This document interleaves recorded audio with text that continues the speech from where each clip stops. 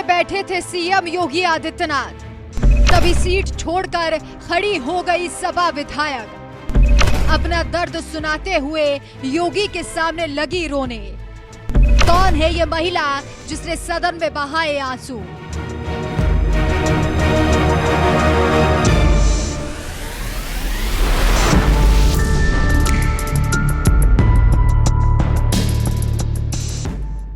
30 जुलाई को जब उत्तर प्रदेश में विधानसभा की कार्यवाही चल रही थी, सूबे के मुखिया योगी आदित्यनाथ भी सदन में ही मौजूद थे।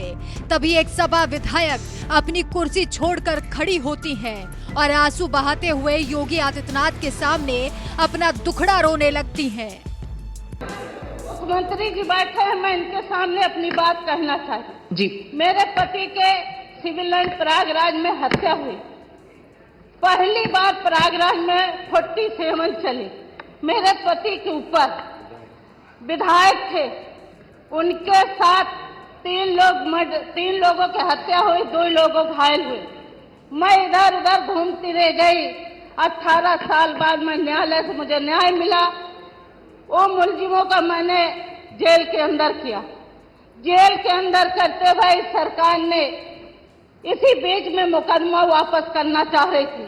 मैं हाई कोर्ट गई, फिर हाई कोर्ट से मुझे न्याय मिला, जेल मुकदमा वापस नहीं हुआ। 8-10 साल जेल काटते हुए उनका आजीवन सजा हुआ। इतना इनका चरित्र अच्छा है कि दिन दुनिया के 47 चलाने वाले उदय भान करवरिया, कपिल करवरिया, सूरभान करवरिया, एक बुआ का लड़का कल्लू करवरिया, नाम जब मुख्यमंत्री जी बैठे, मैं भी एक महिला हूँ। मेरे पति की हत्या होने के बाद यही सरकार उनका चरित्र देख के राज्यपाल जी ने उनको बरी किया गया। मैं मुख्यमंत्री जी से कहना चाहती हूँ, मुख्यमंत्री जी आप एक महिला की आप सुरक्षित करते हैं। मेरे पति को ऊपर 47 दिन दिनारे चलाया गया, आज सरकार उनको बरी करा जा रहा। कल हमारे भी हत्या हो सकता है, हमारे परिवार का हत्या हो सकता है, इसकी जिम्मेदार।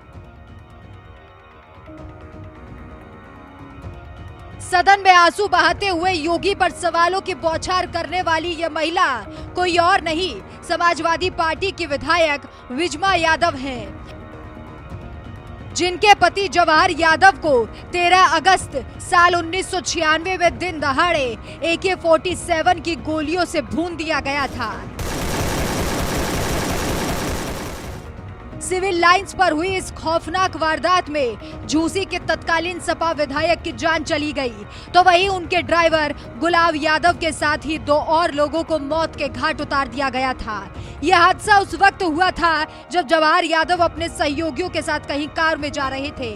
जिला प्रयागराज का ये पहला मामला था जब किसी हत्या में AK-47 का इस्तेमाल किया गया था।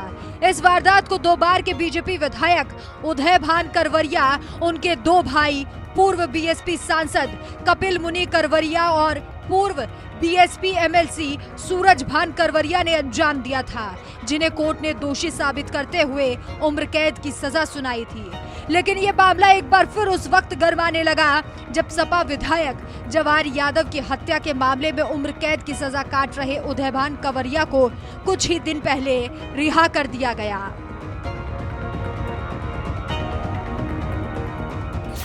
राज्यपाल ने संविधान के अनुच्छेद 161 के तहत प्रदत्त शक्तियों का उपयोग करते हुए समय से पहले रिहाई के लिए राज्य सरकार की सिफारिश को स्वीकार करने के बाद उदय भान करवरिया को रिहा करने का आदेश पारित किया था।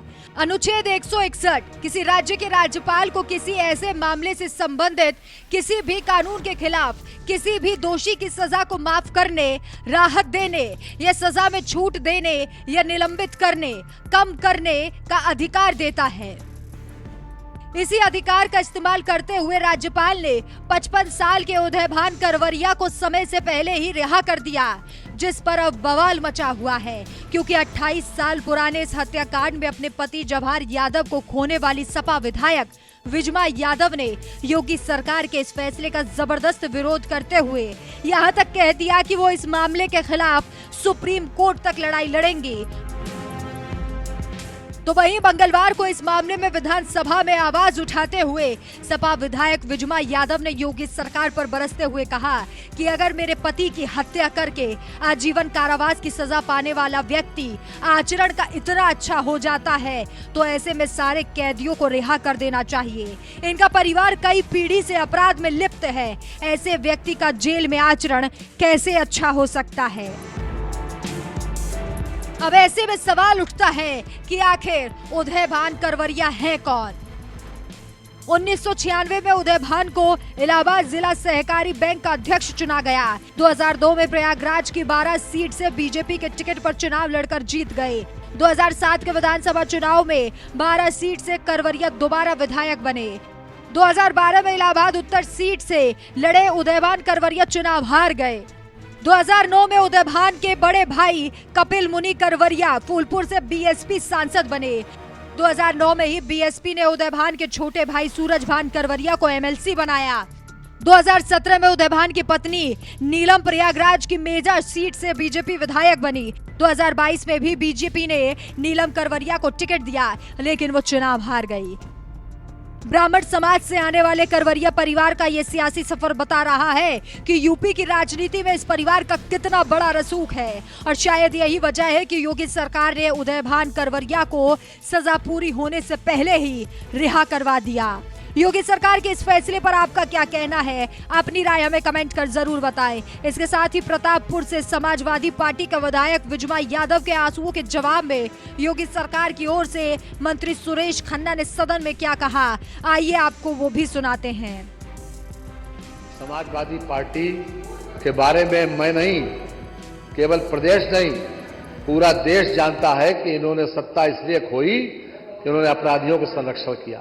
पिछली सरकार में और हमारी सरकार में केवल एक ही फर्क है कि आप लोग, ये लोग समाजवादी पार्टी के लोग अपराधी के साथ खड़े होते थे और माननीय योगी की सरकार में कभी हम अपराधी के साथ खड़े नहीं हुए, मानवर कभी नहीं खड़े हुए। और पब्लिक परसेप्शन को एक घटना के आधार पर नहीं बनता, पब्लिक परसेप्शन बनता है लगातार चेन ऑफ इवेंट्स। जब मैंने बीच में नहीं बोलिए, बीच में नहीं, हमने सुना, हम जवाब देंगे। माननीय मंत्री जी हमने सुना, हम जवाब देंगे। सदस्य आप स्थान ग्रहण कर लें। विजमा जी, जब आप लोग बोल रहे थे हमने सबको सुना, अब सुनिए इसको। आप लोग राजू पाल की हत्या भूल गए, उधर के बोलने वाले जरा एक जवाब दीजिए। 3 किलोमीटर तक लाश को गोलियां मारी गई थी, उसको बचाया किसने था? किसने बचाया था? राजू पाल के हत्यारों को किसने बचाया? कृष्णानंद राय। 27 गोलियां लगी, सांस दूसरी नहीं आई, 27 गोलियां लगी। किसने बचाया? उत्तर प्रदेश से हटा के पंजाब भेज दो, पंजाब भेज दो, उत्तर प्रदेश हटा के किसने बचाया? सवाल यह है, मैंने इसीलिए कहा आईना जब भी उठाया करो पहले देखा करो फिर दिखाया करो। ये अपने आप पे मानवर पूरा रिकॉर्ड समाजवादी पार्टी का अपराधियों के शव देने से भरा पड़ा है मानवर। एक घटना नहीं है मानवर, हम पूरी लाए हैं। 12 से लेकर 17 तक जितने भी अपराध हुए मानवर, हम सदन का लेकिन समय ज्यादा नहीं खराब करेंगे। लेकिन ये इनकी बात हमने सुनी। ये सरकार किसी भी हालत में जो अगर अपराध के प्रति जीरो टॉलरेंस योगी जी ने कहा है तो शुरू से आखिर तक देख ले, पब्लिक परसेप्शन यही बना। और आज दूसरे प्रांतों के लोग ये उम्मीद करते हैं कि योगी जैसा मुख्यमंत्री हमारा हो। ऑस्ट्रेलिया तक से सांसद थे, यहां मांगती आके कि योगी अगर हमारे यहां होते तो हमारी भी स्थिति बेहतर हो जाती। मानव ये पब्लिक परसेप्शन एक दिन में बनता नहीं है, एक घटना से नहीं बनता।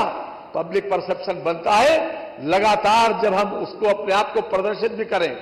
जितने जितने घटनाएं हुई उसका जवाब भी दिया गया और उसका उनको खमियाजा भी भुगतना पड़ा। अगर यहां कह दिया था आपके प्रश्न के ऊपर कि मिट्टी में मिला देंगे तो मिट्टी में मिला दिया मिट्टी में। और फिर से सुन लीजिए, किसी अपराधी के साथ कोई ऐसी स्थिति नहीं है। जो भी अपराध करेगा वो सजा जरूर पाएगा। जो भी हुसोएवर ही में भी जो भी अपराध करेगा उसको उसी के अनुपात में उसको सजा मिलेगी। आपने बलिया की घटना उठाई, कार्रवाई भी पढ़ लेते, कार्रवाई भी देख लेते। ये करवाया किसने? हमारे लोगों ने करवाया, हमारे आईपीएस अफसर ने पकड़ा, कोई बाहर के लोग नहीं पकड़े गए, हमारे आईपीएस ने उसको पकड़ा। ये जाल किसने बुना? अगर शिकायत हुई तो उसको पकड़वाया भी हमी ने। और क्या हाथरस की घटना में सस्पेंड और जेल नहीं गए? 11 लोग जेल जा चुके हैं, अभी तक 32 लोग आइडेंटिफाई हुए, 6 लोगों को सस्पेंड किया गया। और वो क्या समझते हैं आप बचेंगे? और वो कोई ऑर्गेनाइज्ड क्राइम नहीं था, वो एक हादसा था, एक ऐसा हादसा जो भगवान करे कभी ऐसी स्थिति न आए। लेकिन उसको अगर कायदे से, लेकिन जो भी उसके लिए भी दोषी होगा उसको भी सजा जरूर मिलेगी, जरूर मिलेगी, जरूर मिलेगी। ये आपके माध्यम से मैं आप पूरे सदन से और पूरे प्रदेश के बारे में कहना चाहते हैं। आपने बलिया की घटना बताई, आपने चंदौली की घटना बताई, आप देखिए कार्रवाई भी देख लेते। कम से कम ये तो बताइए कि हम किसके साथ खड़े हैं? हम अपराधियों के साथ खड़े हैं, अपराधियों को बचाने में खड़े हैं, या फिर हम उनको सजा दिलाने में खड़े हैं? ये मंशा जरूर क्लियर होना चाहिए, ये स्थिति साफ क्लियर होना चाहिए। और प्रदेश के गांव के किसी छोटे से छोटे मंगरे और बुद्धा नोखे ननकू से पूछ लो कि आज योगी की सरकार में कैसा व्यतीत कर रहे हैं। एक आम आदमी कैसा महसूस करता है, एक कॉमन मैन क्या महसूस करता है? कॉमन मैन ये महसूस करता है कि सबसे ज्यादा सुरक्षित सरकार में है। वर्षों से जो परंपराएं चली आ रही हैं, वो कुछ ऐसी परंपराएं हैं जो आप लोगों ने जिस समाज को बिगाड़ने में सबसे ज्यादा मदद की, वो अभी भी अपना कहीं न कहीं प्रभाव छोड़ती है, वो मानसिकता कहीं न कहीं छोड़ती है, और उसी का हम लोग भी वो भुगतते हैं, सुनना पड़ता है। लेकिन कभी भी ये समझ लीजिए कि अगर हमने जीरो टॉलरेंस की बात कही है तो अपराधी के प्रति जीरो टॉलरेंस ही है, और हर तरह से उनको सजा दिलाने में कोई कोर कसर नहीं छोड़ी जाएगी। जब सजा की बात सुन लीजिए।